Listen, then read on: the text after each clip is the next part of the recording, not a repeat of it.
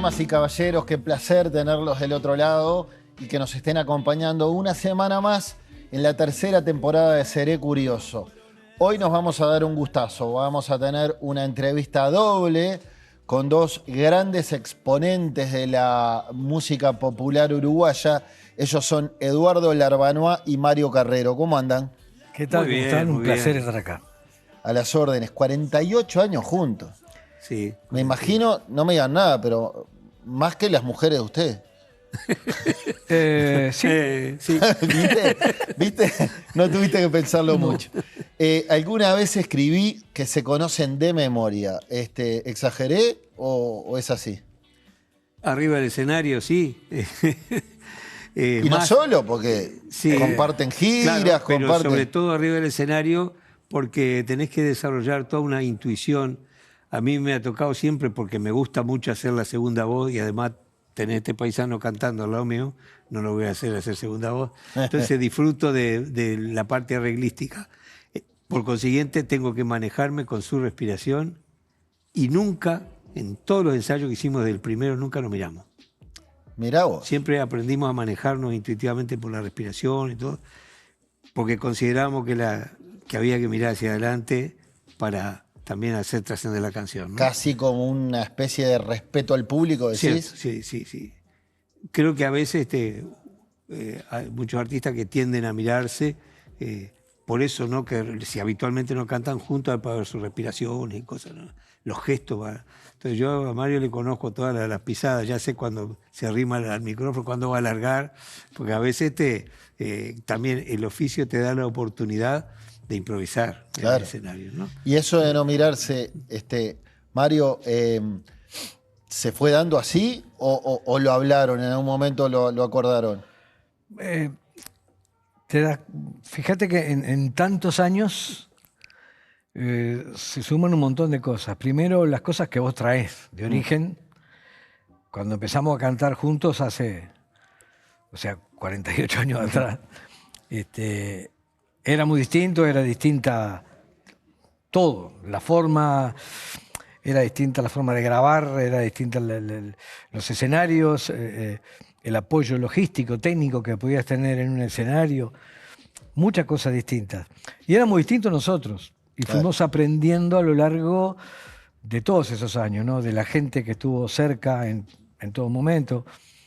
Alguien que nos marcó muchísimo fue Derby Vilas, hombre de teatro, hombre del elenco del Galpón, que estaba acá en el Uruguay cuando nosotros empezamos, allá por el 76, 77, y un tiempo bastante largo estuvo trabajando con nosotros y nos dio una gran información sobre todo lo que gira alrededor de una actuación y que no tiene que ver estrictamente con la guitarra y el canto.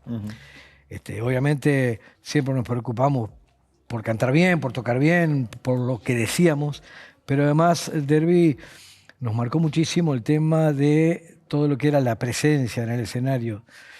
Derby, por ejemplo, tiene una lucha en la que fracasó con nosotros, que era de sacarnos los atriles y todo ese tipo de cosas para los textos, y quería que nos aprendiéramos de memoria todas las canciones, y bueno. Está bien. Eduardo, ¿cuál es el primer recuerdo que tenés vinculado a la guitarra? ¿Fue en Tacuarembó? Sí, bueno, la guitarra concretamente fue cuando me regalaron la primera guitarra. Yo me había hecho algunas guitarras caseras, muy precarias, ¿no? Con un palo nada más y unas gomitas. Sí. Entonces tenía sonido distinto. Y después a una le agregué una lata de aceite como para que resonara un poquito más. ¿Con cuántos años? Y sería 10 años más o menos, 11 por ahí. Y sí, 11, 12 años. Pues ya estaba una vocación, Sí, ¿no? siempre quise, siempre supe que de algún modo me iba a vincular con la música. Mirá vos. Y después, sí, la primera guitarra, cuando cumplí los 13 años, que terminó, es decir, yo cumplía la mitad del año, porque soy de agosto, el 1 de agosto.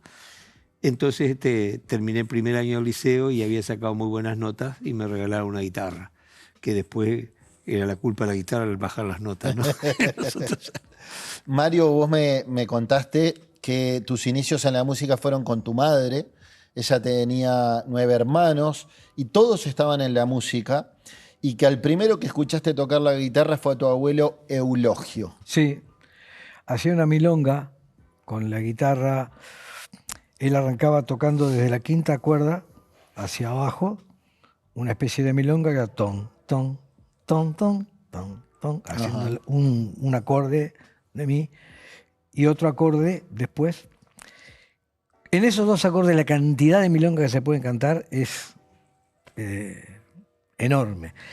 Y yo lo veía a él, lo veía él hacer eso y me quedó siempre esa forma. Incluso cuando empecé a hacer las primeras milongas, las hacía así, con ese estilo. Mirá vos.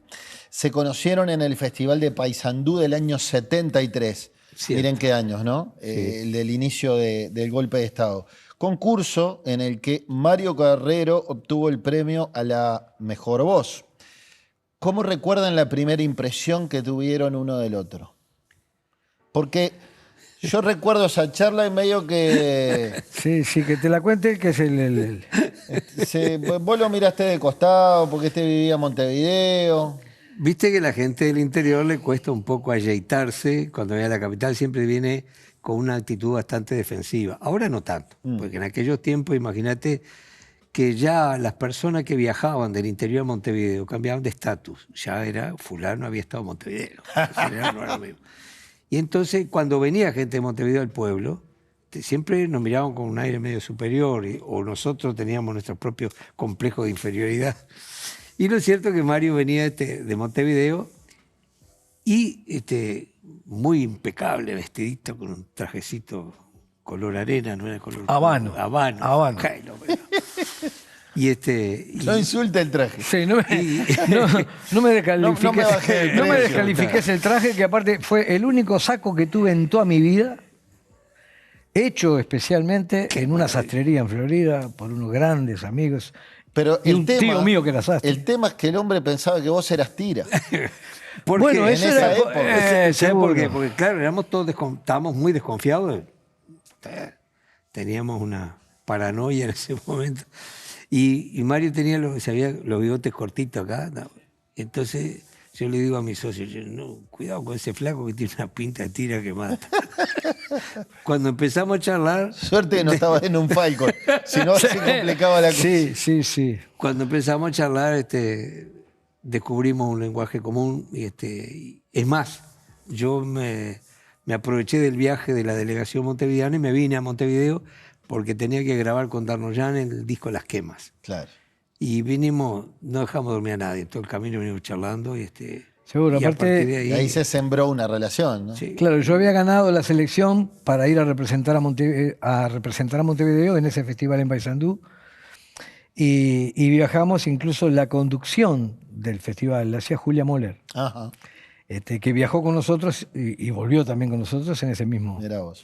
Por cierto, yo no lo había escuchado a Mario, recién lo conocía, lo veía de traje, bigotito, y le dije al otro, cantaba conmigo, vos, cuidado. Era todo miedo, ¿no? En aquel momento, ¿no? Bueno, 4 años después, en 1977, el año en el que yo nací, ustedes decidieron formar un dúo.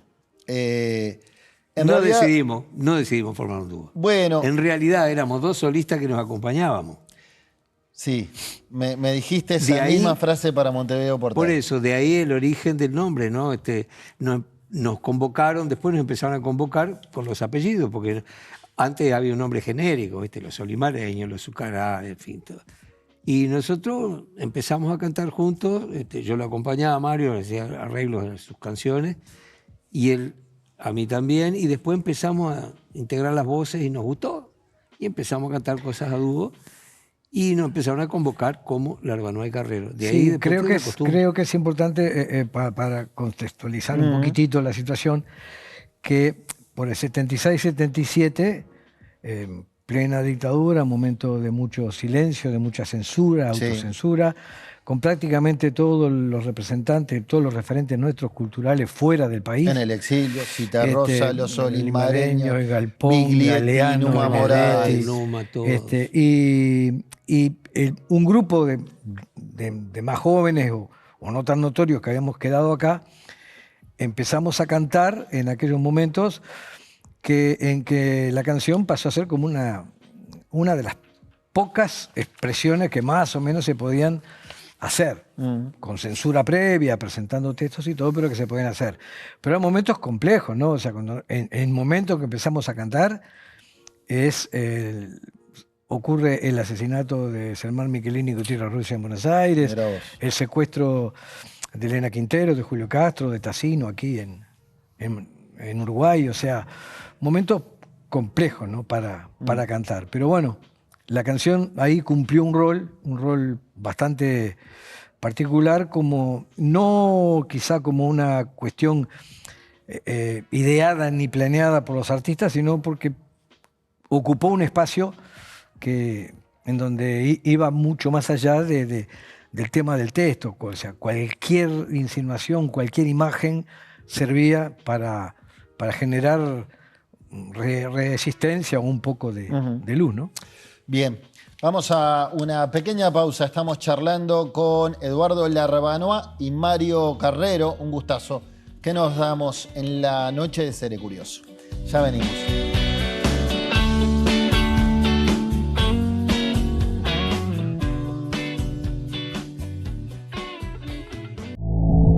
Oportunidad, del latín op, hacia, y portus, puerto.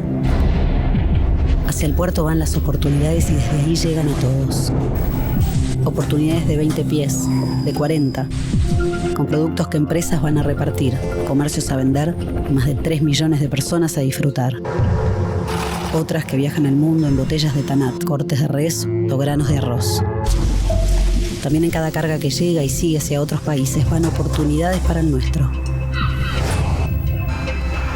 Oportunidad es estar frente a algo bueno. Hoy tenemos la oportunidad de convertirnos en una gran puerta de entrada y salida del continente y pasar de ser un puerto modelo a ser un puerto hub regional. Estamos trabajando para ampliar la terminal Cuenca del Plata y sumando infraestructura para estar a la altura de los principales puertos del mundo, para recibir barcos de cualquier tamaño y bandera y así seguir generando oportunidades que queden acá. Terminal Cuenca del Plata.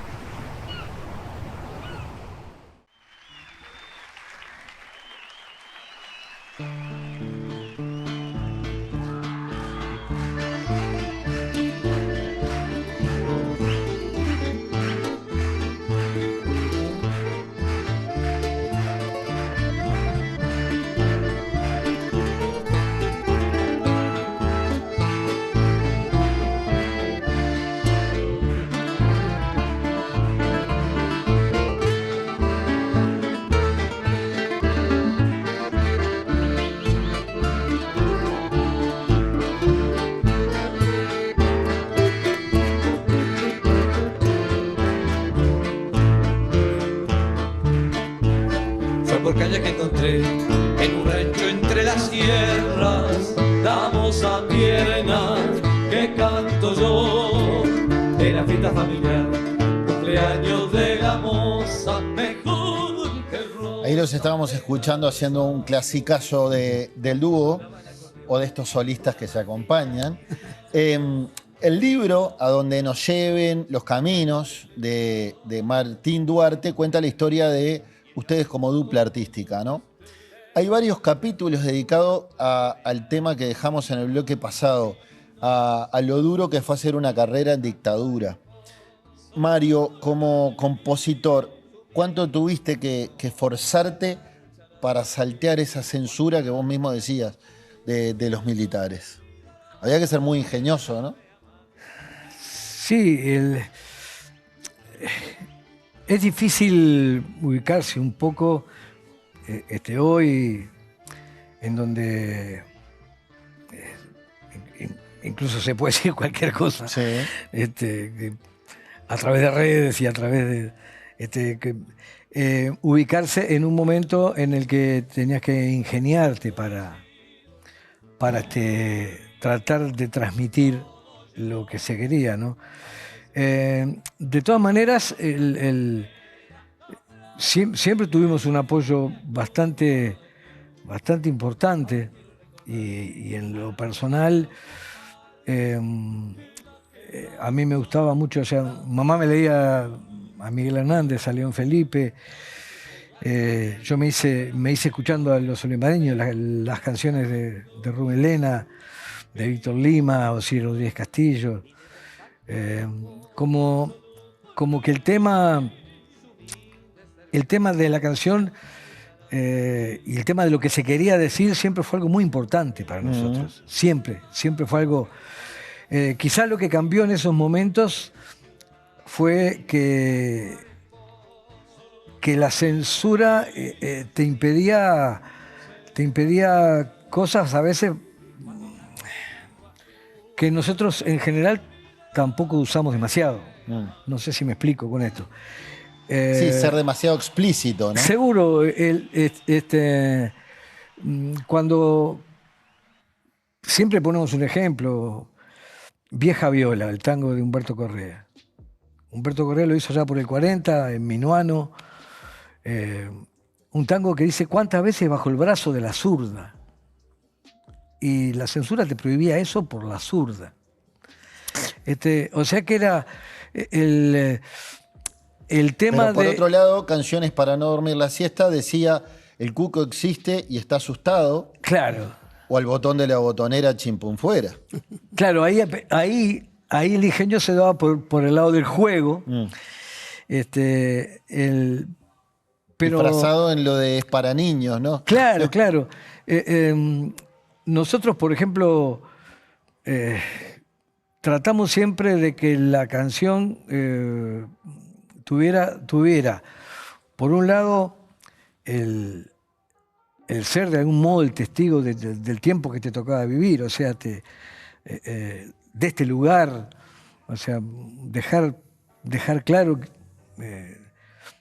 cuál es cuáles son tus objetivos sobre un escenario, ¿no? Eso siempre lo tuvimos claro, pero además yo creo que hay algo que no se puede dejar de lado, que es una cosa que nos planteaba Derby Vilas también, sobre los finales, o sea cuando ya empieza a darse un cambio bastante importante, que tiene que ver con uno de los primeros actos de lo que fue el plenario intersindical, de lo que fue ASEP, de lo que fue el plebiscito, las elecciones internas en los partidos, empieza a darse como un cambio. Derby Vilas nos planteó que teníamos que imaginarnos y que llevar adelante un espectáculo jugado exclusivamente a temas que hablaran del amor en sus distintas formas, bajar un poquito con con esa dinámica. Sí, la efervescencia de la época. De la época en donde te iba llevando todo a meter muchas canciones, por sintetizarlo de algún modo, así vamos arriba, ¿no? Sí. Y que tenemos que apostar a canciones más intimistas. Nosotros, en su momento, se lo discutimos a Derby. Le decíamos: Derby, nosotros no podemos ir en un Palacio Peñarol donde se hacían... hablar del amor. A hacer un espectáculo en donde nosotros cantamos 8 letras, zumba que zumba, y generamos toda una cuestión fuertísima, a apostar a canciones en donde a lo sumo una flauta nos acompañaba. Entonces Derby nos dijo: lo que pasa es que la dictadura ya tiene sus días contados, lo único que está acordando es de qué manera se va sin que tenga que dar muchas explicaciones. Y la canción... ¿Para qué tirarle los bigotes al león, no? No, más que nada era por el lado de que la canción va a dejar de ser el único vehículo que tenga la gente para expresarse. Ya va a tener su partido político, claro, va a tener su sindicato, va a tener sus asociaciones en donde va a poder discutir, hablar, decir cosas. Y ahí la canción va a ser exclusivamente canción. Y entonces tenemos que ir preparándonos para ese momento. Sí, de hecho, de algún modo tuvimos referentes muy ricos, ¿no? Y digo, con todo el respeto que me merecen muchos compositores, ¿no? Mario ha llegado a desarrollar de una manera notable su talento como autor de canciones, y pesó mucho sobre él, pesó en el buen sentido, ¿no? el haber crecido escuchando a don Aníbal, a Osiris, al maestro Lena, ¿no? Y las lecturas de su madre, ¿verdad? De doña Julia. De modo que eso dejó una secuela ahí donde vos no podés traicionar esa base de hacer las cosas con calidad. Yo creo que considero que lo único que sustenta cualquier tipo de trabajo es la mayor calidad que uno pueda poner de acuerdo a su formación, a su capacidad, ¿no? Ya en democracia continuaron siendo comprometidos políticamente. Han cantado en múltiples actos del Frente Amplio, incluso en aquella jornada en AFE del 96 en la que Líber Seregni renunció a la presidencia del Frente Amplio. Cantaron con Hugo Chávez, por ejemplo. Cantaron en Cuba, también para actos de José Mujica. Acompañaron a Germán Araujo en su gira por el país en el año 85. La pregunta es, ¿en algún momento se arrepintieron de tomar postura o posición política? Jamás. Yo creo que el hombre es político por naturaleza, por acción u omisión. Sí. Hacemos política permanentemente. Claro, pero estoy hablando de política partidaria. Claro, y elegimos la partidaria nosotros como personas, la canción no. Porque la canción siempre ha asumido una postura filosófica que, bueno, habla de la humanidad. Nosotros no hablamos de partido en las canciones. Siempre decimos, nosotros votamos, las canciones no. Creo que esa es una síntesis del tema, ¿no? También creo que hay una canción que escribí hace bastante tiempo, que se llama La historia no es solo un libro de hojas amarillentas, en donde hay un pretendido diálogo con un joven en donde yo planteo de que nadie es más inteligente o menos inteligente, ni más vivo ni menos vivo por haber nacido en una época o en otra. O sea, te tocó una época en la que te tocó y jugaste con las cartas que se daban en ese momento. Ese era el contexto. Yo creo que cualquier joven de hoy, si se pudiera traspolar a estar en esa época, hubiera actuado muy similar, sea joven artista o no. Y que de algún modo, hoy cuando hablamos con algún joven que de repente ve la dictadura, como esto que estamos hablando contigo ahora, como una cosa lejana, de la misma forma que para mí era lejano Terra. Claro. El golpe de Estado de Terra, y en esa canción yo lo planteo, yo entiendo eso, o sea, porque yo lo estudié, podía explicar quizás históricamente cómo había ocurrido, pero era lejos. Después nosotros sufrimos una dictadura y sufrimos un montón de cosas. Y en ese montón de cosas, nosotros fuimos lo que se podía y había que hacer. Pero les pregunto, ¿nunca les quitó público identificarse con un sector político o no les importó pagar ese costo? ¿Estuvieron dispuestos a pagar un costo? Yo creo que la gente en general, me parece a mí, bueno, siempre hay cosas a favor y cosas en contra, pero la gente en general creo que respetó esa forma de ser que nosotros tuvimos. Nosotros tenemos 4 charrúas de oro en Durazno. El Festival de Durazno tiene muchísimos años.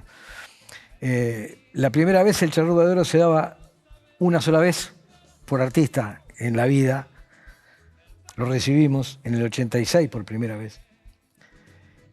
Después lo recibimos por segunda vez y se rompió totalmente ahí digamos, esa cuestión histórica de que se daba una vez sola. Después lo recibimos por tercera vez y después lo recibimos por cuarta vez compartido con No Te Va a Gustar. Y Durazno nunca fue un departamento frente amplista. Es verdad.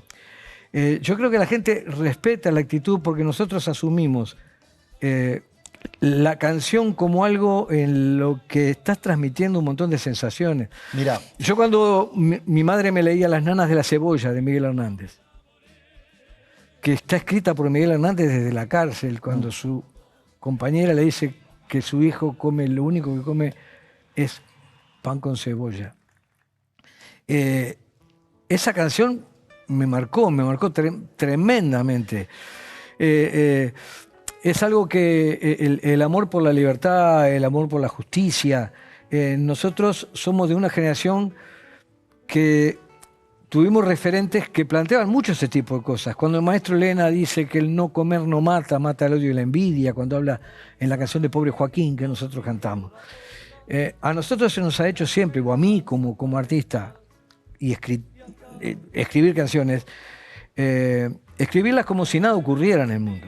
Mira, cuando te planteé esta inquietud hace un par de años para Montevideo Portal sobre si estaban dispuestos a pagar ese costo, me hablaste de la coherencia del dúo y pusiste como ejemplo el tema conclusiones. Sí. Me parece que para continuar esta charla y poder analizarlo mejor, vamos a no darles la espalda al público. Vamos a escuchar un pedacito de conclusiones, ¿les parece? Dale, es una canción que fue escrita durante el gobierno del presidente Mujica. Sí, lo sé. Vamos a escuchar un pedacito de conclusiones para saber de qué estamos hablando.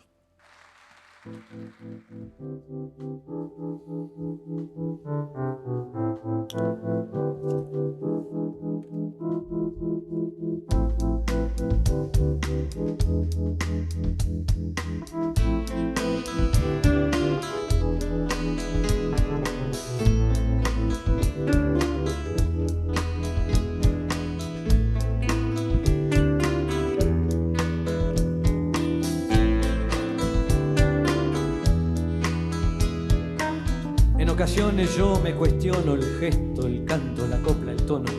Si grito mucho, si desentono. Y aunque no voy con trauma ni encono, no me justifico, no me perdono. Que hablamos mucho o hacemos poco, que el mundo está cada vez más loco. Que hablamos mucho.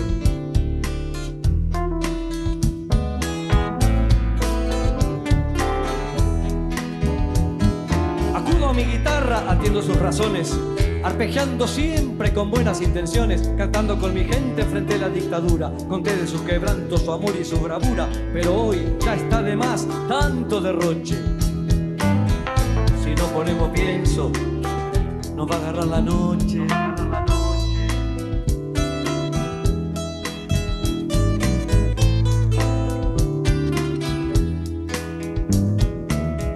Que no me banco más este sistema, ese es el caso. Decís ahí, si no ponemos pienso nos va a agarrar la noche, y en otro momento llegamos tarde y mientras tanto la cosa arde. Y vos decías, fue escrita en el gobierno de José Mujica. ¿Contra qué habla esta canción? Contra lo que sigue hablando hoy. Cuando estás en un... no sé cómo estará ese dato hoy, pero hace poco lo último que supe es que casi un 20% de gurises de este país están por debajo de la línea de pobreza, de pobreza infantil. La canción de hecho, es uno de los ejes temáticos del presupuesto nacional, ¿no? Claro, y la canción habla es exactamente de eso, pero aparte, cuando dice llegamos tarde, el llegamos tarde lo dijo el padre Cacho, allá por 1970 y poco, por la misma situación.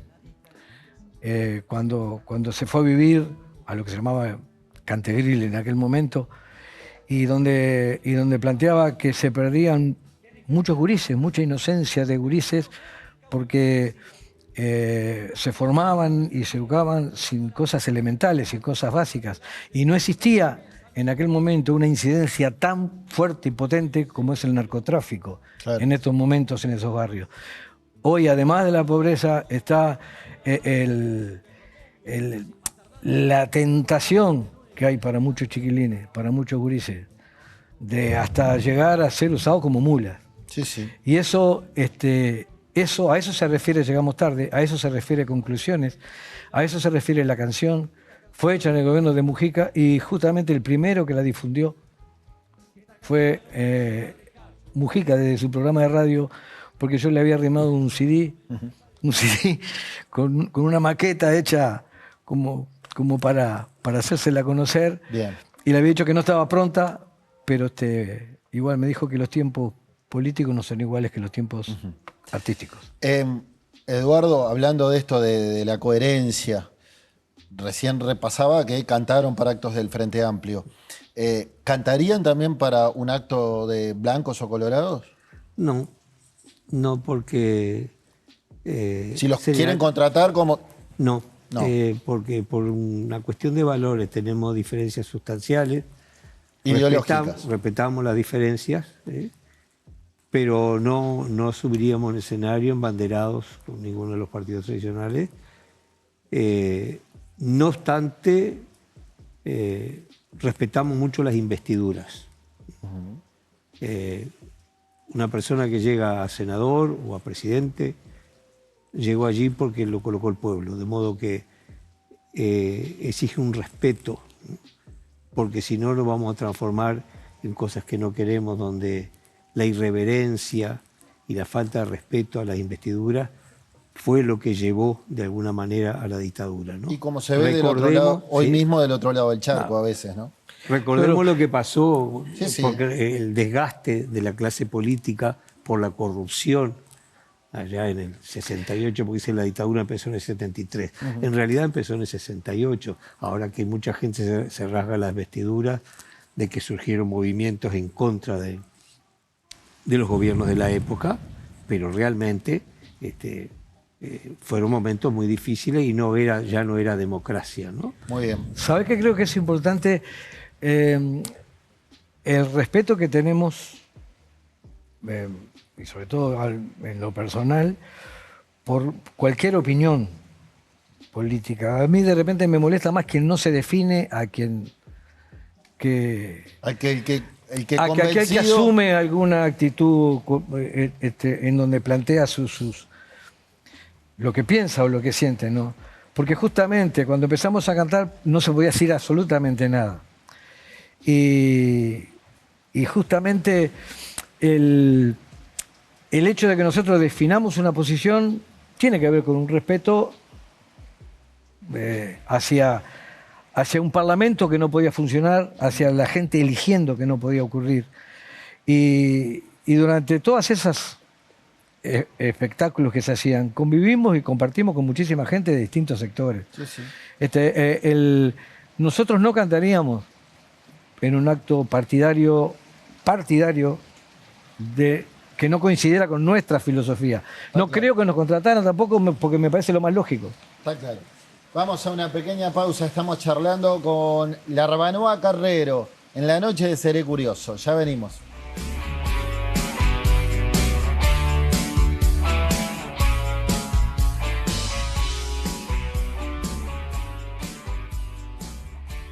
Grupo Gama. En Grupo Gama trabajamos para hacer la diferencia. Con responsabilidad, dándole valor a la vida. Y lo hacemos en familia, para las familias y las empresas del Uruguay. Conéctese usted también a Grupo Gama. Con Grupo Gama te sentirás seguro, te sentirás en familia. Todos los emprendimientos tienen una energía especial, una energía que los hace avanzar, que no los deja detenerse, una energía que los hace crecer. Para que esa energía emprendedora se potencie, en UTE lanzamos el Plan Inteligente para Pymes, que se le suma al de hogares. Un plan para que las empresas accedan a la energía eléctrica a un precio más conveniente y con garantía de ahorro. Si después de un año pagaste más que con la tarifa actual, te devolvemos la diferencia. Ingresá al simulador en ute.com.uy y pasate al Plan Inteligente para Pymes sin costo. UTE, transformando con energía nuestro país.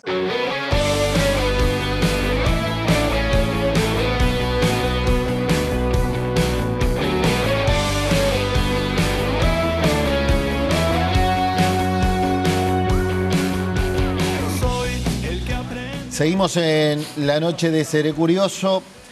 ¿Cómo podrían definir la música que hacen a 48 años de haber comenzado? Música popular uruguaya, porque también es el resultado, es muy nueva la música popular uruguaya. porque desconocemos absolutamente lo que podría ser folclore, que es lo que sería de los pueblos originarios. Desconocemos, no ha habido un estudio profundo, no había grabaciones en aquella época, de modo que lo que conocemos es lo que vino de Europa y que se fue transformando de algún modo, se fue sintetizando con el paisaje y creando una identidad. Y la profundización en todo caso se empezó a dar a mediados del siglo pasado, con los Sigri, con Aníbal Zampayo, con Amalia de la Vega, y luego la generación del 60 que consolidó una canción propiamente uruguaya donde había una gran preocupación por los textos, habría grandes cantores y una cultura subyacente muy rica, ¿no? Que dejaron plantada una base para que pudiéramos nosotros después recoger esa cosecha, ¿no? ¿Alguna vez les pasó de aburrirse de interpretar algún hit cuando canta El Gallo Azul, Zumba que Zumba? Alguna vez yo les conté que Laura Canobra me había dicho que durante un tiempo se aburrió de cantar Detrás del Miedo y estuvo años sin cantarla hasta que con el tiempo se amigó con esa canción. ¿A ustedes les pasó algo parecido? No. Nunca nos ha pasado. Porque... y eso que hay canciones que hace mucho, o sea, bueno, cuando canta El Gallo Azul. Pero además de las versiones que ha tenido, que son muchas, nosotros tenemos, capaz que por un defecto interpretativo, digamos, el vicio de no cantarla casi nunca igual. Nosotros cuando canta El Gallo Azul, creo que tiene tantas versiones como cada vez que la vamos a cantar.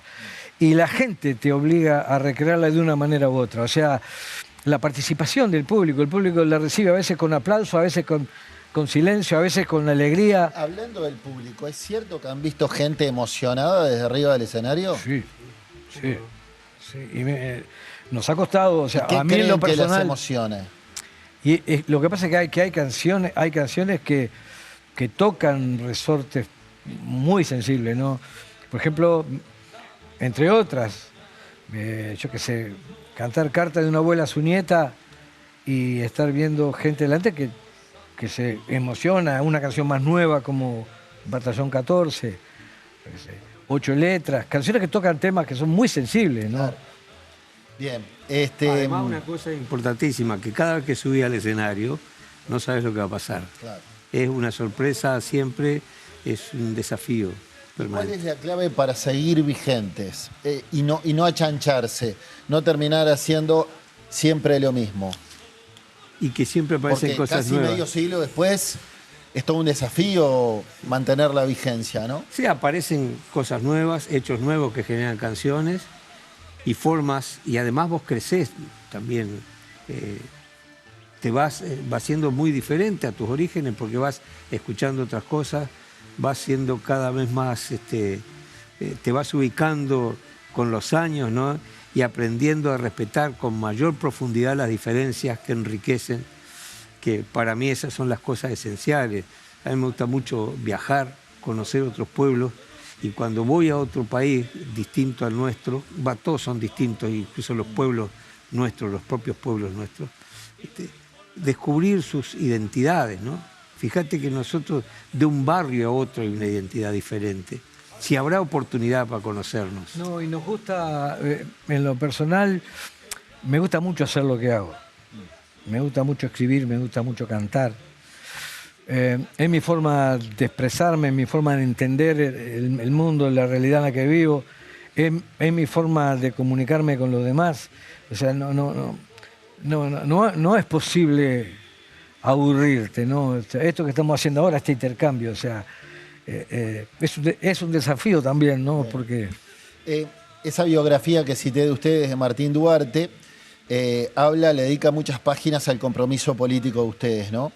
Y el periodista sostiene que vos, Eduardo, militás en filas del Partido Comunista, vos, Mario, marcado por la experiencia sindical en la Compañía del Gas, sostuviste siempre una postura mucho más anarquista, dice él. Después trabajaste para el Plan Juntos de Mujica. Y les iba a preguntar si se metieron de lleno en política en algún momento. Vos, Mario, lo has hecho. Se llegó a hablar tiempo atrás de que si se daban determinados cálculos podías llegar bien arriba. ¿Puedo ser senador? Es senador. Es senador. Bueno. O sea, te voy a pedir que me respete los fondos. Pero bueno, quería preguntarle si entienden que su forma de hacer política es cantando el repertorio o si se animarían a militar. Vos ya lo estás haciendo. ¿Eduardo? Sí, la militancia política no la hemos dejado nunca. Pero la canción, como decíamos antes, tiene otra proyección. Es mucho más... cualquier hecho que vos hacés en tu vida, que decidís, el oficio que tomás, lo hacés en función de tu coherencia también, ¿no? Los valores. Por eso yo siempre pienso que lo que decía Machado, el hacer las cosas bien importa más que el hacerlas, ¿no? Entonces, en todos los aspectos, digo, cuando uno asume la militancia, la hace personalmente y milita en los lugares posibles. Y la canción es otra cosa. La canción es una obra artística y primero tiene que valer por eso y para tomar proyección, porque genera en quien la escucha una actitud creativa. Vos escuchás la misma canción que yo y te vas a hacer otra película. Claro. Porque eso es el arte, es revulsivo. Por eso en las dictaduras es lo primero que se ataca, la cultura. Sí. Porque además el poder reaccionario no es creativo, usa. En esa entrevista que cité de Montevideo Portal, me dijeron, a la clase política le importa 3 carajos la cultura. Y me pareció tan fuerte la frase que la utilicé para titularla, la entrevista. ¿Por qué? Pero además hablan de la clase política toda, acá no están distinguiendo partidos políticos. Entonces quiero preguntarles por qué creen ustedes que a la clase política le importa tan poco la cultura. Lo planteó Eduardo eso. Lo planteé yo, y asumo, y realmente... Hágase cargo. Lo ha demostrado sistemáticamente. ¿Viste? Ya te está ensuciando como político. ¿Viste? No, todavía no asumí, ya me está dando para atrás. No asumiste ya. Sí, ya me está pegando. Y sí, porque la cultura nunca ha sido contemplada en toda su dimensión y que es la única herramienta que va quedando. Y por otro lado, como decías, lo primero que se recorta, ¿no? Es lo primero que se recorta en todos los aspectos, ¿no? Fíjate que cuando vino la crisis del 2002, los músicos veníamos rengos desde el 2000 ya. Imagínate la realidad de un artista que necesita su tiempo y su dinero para pagar sus cursos, para superarse, ¿no? Sí, como cualquier oficio, vos necesitas formarte, ¿no? Y el ser humano naturalmente es artista. Va a depender su desarrollo de los estímulos que tenga y las posibilidades. Claro. Ahora, cuando elegís el oficio, ya hay otro compromiso. Antes de ir a la pausa, se me pasó por alto en el guión mandarle un saludo a Roberto Ruglio y avisarles a ustedes que hay gran liquidación de sol en Óptica Ruglio. Lentes a un precio inigualable. Mistral, Levis, Boyer, Riff y muchos más. Pasá por nuestras casas o entrá en opticaruglio.uy solo hasta agotar stock. Óptica Ruglio, viví tus lentes. Ahora sí, vamos a una pequeña pausa y cerramos esta preciosa charla con Eduardo Larbanoa y Mario Carrero. Ya venimos. Soy el que se fue, el que volvió, el que nunca supo. Elija bien. Más opciones, mejores decisiones. Somos una empresa que tiene como objetivo brindar a nuestros clientes profesionales y particulares un servicio completo en sus proyectos de obra. Ofrecemos asesoramiento técnico, personal idóneo y materiales de primera calidad. Arte Aluminio, la empresa líder en aberturas en Uruguay.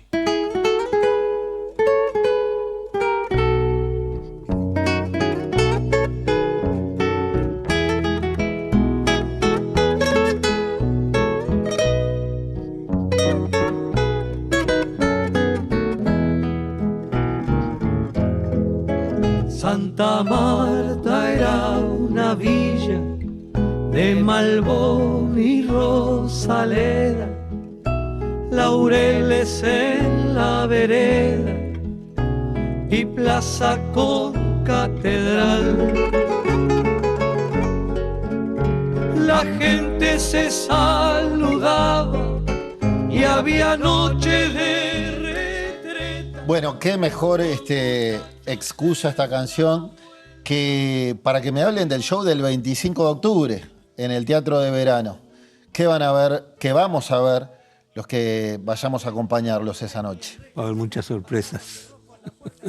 Bueno, algo decir. Sí, van a ver a la Rabanoa Carrero 48, 49 años casi después, con digamos, con alguna de esas canciones que obviamente no puede dejar de hacer, pero además y que nos gusta hacer. Claro. Pero además, que no es que las hacen a su pesar porque se las piden, sino que lo disfrutan. Claro, porque son parte de nosotros, ¿no? Y además, bueno, por suerte tenemos muchísimo material nuevo, que prácticamente no... Siempre que te presentás a un recital tenés el mismo dilema. Voy a cantar, preparo 30 canciones nuevas y les mando 30 canciones nuevas y te subís y la gente te está pidiendo 8 letras, zumba que zumba. Claro. Y vos decís, ¿qué hago? O sea, ¿hago lo que se me antoja a mí? O es un mix, ¿no? O contemplo todo. Entonces, el equilibrio. Entonces, siempre en esto no hay... Todavía que la producción nos poda bastante por el tiempo, ¿no? Sí. No hay misterio en esto. Nosotros queremos mostrar canciones nuevas y esas canciones nuevas tienen que estar además amparadas en algún momento por las canciones viejas, que son las que las llevan y son las que nos han traído. ¿Los mato si les pregunto dónde están las entradas en venta? Totalmente, a mí totalmente, sí, me asesinás. Bueno, la parte organizativa. Pero ahí tenemos el afiche, 25 de octubre en el Teatro de Verano, 48 años después. A ver si llego a ver Ticantel. Veo desde acá. Si tampoco le podemos dar todo fácil a la gente, que se esfuerce un poco. Che, si quieren ir, busquen. Sí, pero no, claro. Vamos a darle la solución. Entran a Ticantel, las compran ahí. ¿Tienen fecha de caducidad? Porque en un par de años cumplen medio siglo. Y mientras haya energía, yo creo que uno va a seguir. Este oficio no se termina nunca. Además, no sé, el otro día escuchaba a Borges y me mientras llamaba la voz se los permita también, Sí, ¿no? sí, claro, por eso te digo, mientras la naturaleza nos permita, vamos a seguir dándole. Y el otro día escuchaba a Borges y me sentía tan identificado en cuanto a que la gente que se dedica al arte no tiene horario. Trabajás las 24 horas del día y, como decía Dauto, puñales, de la noche también. Bien. De modo que... se van a llevar, no los tengo a mano, pero se los prometo, los tengo ahí, un voucher de valor 4.000 pesos de los amigos de Óptica Rubio. Perfecto. Así Muchas que gracias. los estoy viendo desde acá, nadie me los ha acercado, pero doy mi palabra que... No, y te creemos porque aparte no es la primera vez que estamos en estos trances. Bien. Mientras tanto, les hago la pregunta del estribo. ¿Son hombres felices? Totalmente. Sí. Fíjate que en estos tiempos y en estas realidades, poder desarrollar lo que más amás de los oficios, ¿no? Elegir de qué vivir, no es fácil, ¿no? Y lo disfrutamos muchísimo. El escenario es nuestro mundo. Allí tenemos la seguridad, ¿no? A veces pasan cosas insólitas. Vos podés encontrarte horrible desde el punto de vista de salud debajo del escenario por alguna situación circunstancial. Sí. Subiste y te olvidaste todo. Y capaz que volvés y agarrás de nuevo el estado. Pero allí arriba es otra realidad. Muy bien. No, y aparte que las cosas que hoy por hoy pueden atentar contra que sea feliz, son cosas con las que nos seguimos teniendo fuerza para enfrentarnos contra ellas. Gracias a ambos por venir hasta acá. Gracias a ti por la invitación. Gracias. A las órdenes. Señores, gracias por estar del otro lado. A ustedes que nos acompañan desde 2023 en la pantalla de BTV, a todos los que hacemos parte de esta familia que es Trimax. Y los invito, a propósito de Trimax, a que entren al canal de YouTube, busquen Trimax Live y se suscriban para enterarse de todas las novedades. Por mi parte los espero dentro de una semana en la pantalla de BTV. Chau, chau.